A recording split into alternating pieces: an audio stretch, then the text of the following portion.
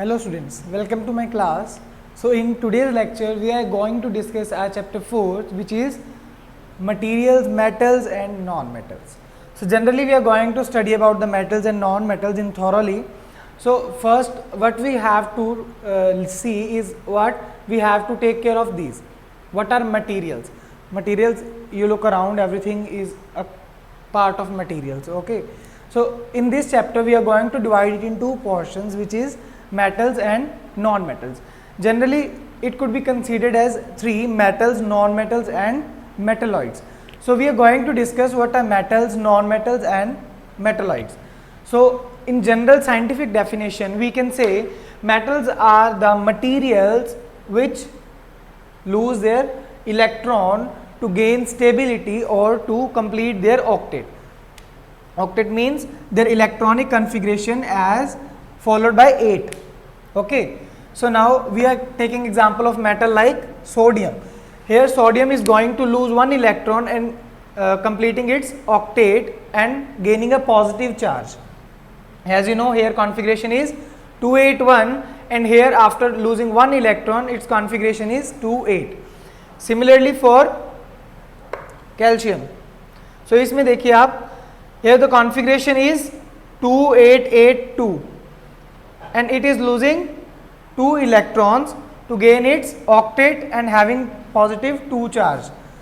So similarly this is a definition of metals, that the materials which have tendency to lose an electron is called metal. So now considering non-metals, what are non-metals? Non-metals are the materials or the substance which gain electron to make its octet complete for an additional stability. So example for here is fluorine.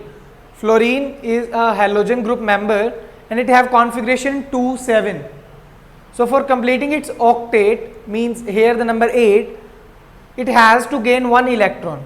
You know, here we represent positive sign. Positive sign means to say addition sign, because we are adding one electron, and here we are using negative signs because we are subtracting 2 electrons, because it is losing and it is gaining. So here after gaining one electron its octet will be completed to 8 and the material is additionally stable. So now in oxygen, here is oxygen, we are taking its elementary form. Oxygen have its electronic configuration be 2 6, and after gaining 2 electrons it is completing its octet, which is 2 8. So non-metals are the materials which have tendency to gain electron, are called non-metal. Now we are considering metalloids. What are metalloids? Metalloids are the substances or materials which show property of both metals and non-metals. So when you compare these properties, compare their properties, they will show somewhat of metals and somewhat of non-metals. So for examples, their example is boron, silicon, germanium and arsenic. So now as we know, they are following a gain or lose. So metalloids are also going to do something. So what is that? They have no tendency to gain or lose. So instead of gaining or losing their electrons, they share their electrons. They share with their other atoms like these. They share their atoms. Here is the atom of metalloids and here is the other metal. So you can see the sharing, they are sharing their electrons.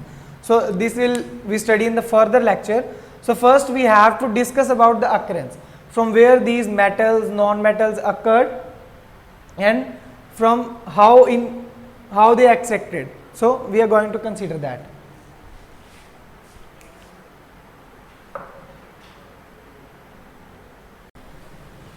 So there we have total 118 elements in our periodic table.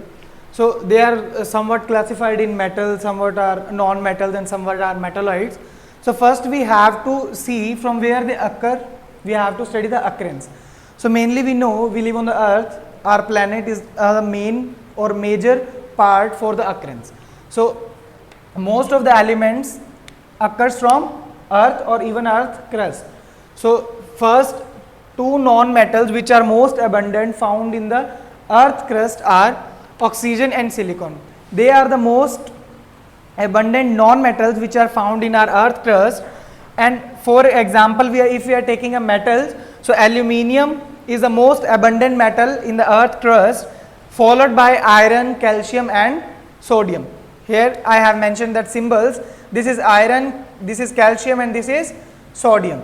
So now the main part, which is, as you know, metals are highly reactive and other also, but metals are generally very high reactive.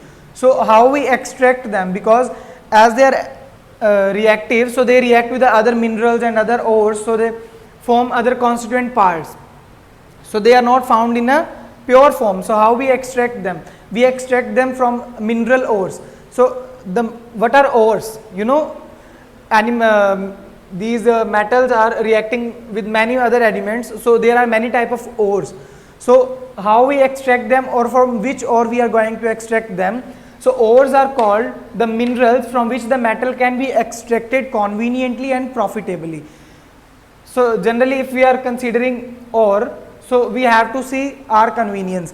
If we are going to conveniently if we are getting it conveniently and profitably, we consider them ores, because there are many or more minerals, but we consider ores so that from them conveniently and profitably that metal can be extracted. So generally we know our air is consist of 98% oxygen and 78% nitrogen and 21% oxygen, and other the proportion is covered by these noble gases. Noble gases are those gases which are found very nobly, very rare gases, we can say. So helium, neon, these are the types of noble gases.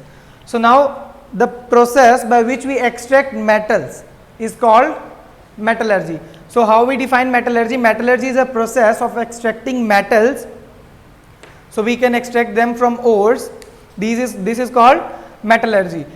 So now we are talking about hydrogen. So hydrogen is the main part of sun and stars, because sun and stars, other stars are also made up of, major proportion is covered by hydrogen, and hydrogen is also a major component of water, petroleum and natural gas, because in water's formula you can see there is a H2, means we have hydrogen here. So main part of water is also covered by hydrogen, petroleum and natural gas are the major constituents. So now what we have to discuss, the properties of these metals, and firstly we have to, there is a table given in your book, in that you have shown that how these metals found and from where they found, and according to their abundance they have mentioned in that table.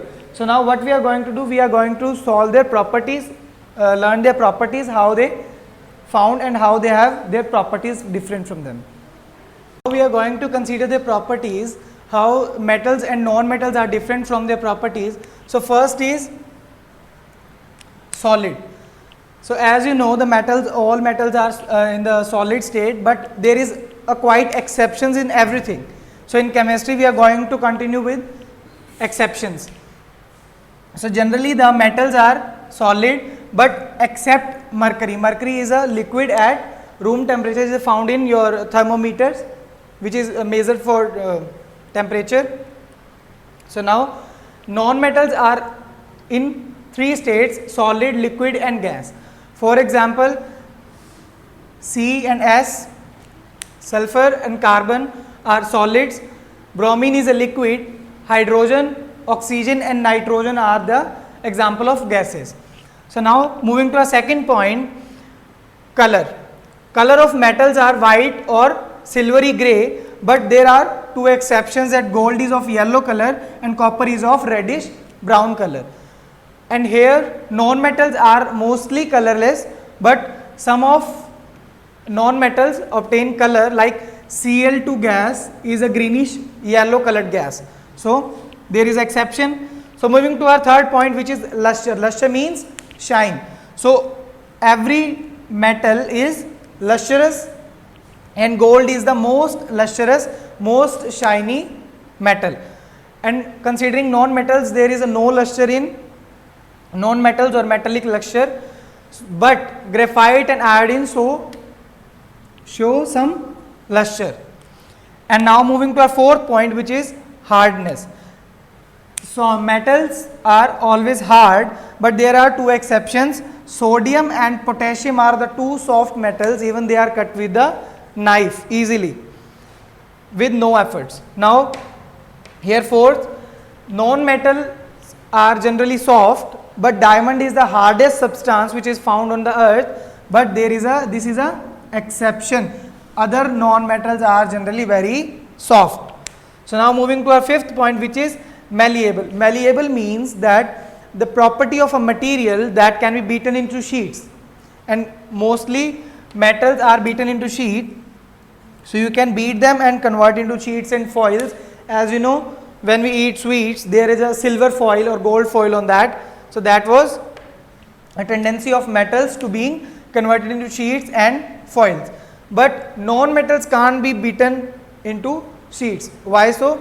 Because they are generally broken into pieces. So like we can't convert non-metals into sheets. So there is an activity in your book, you can see all around, that you have to take 4 elements. So in this we include metals and non-metals. So you have to beat them, non-metals. So you have to beat them and observe that some of these metals converted into sheets, but some of them not convert into sheets. That which don't convert into sheets are called non-metals, and the ones who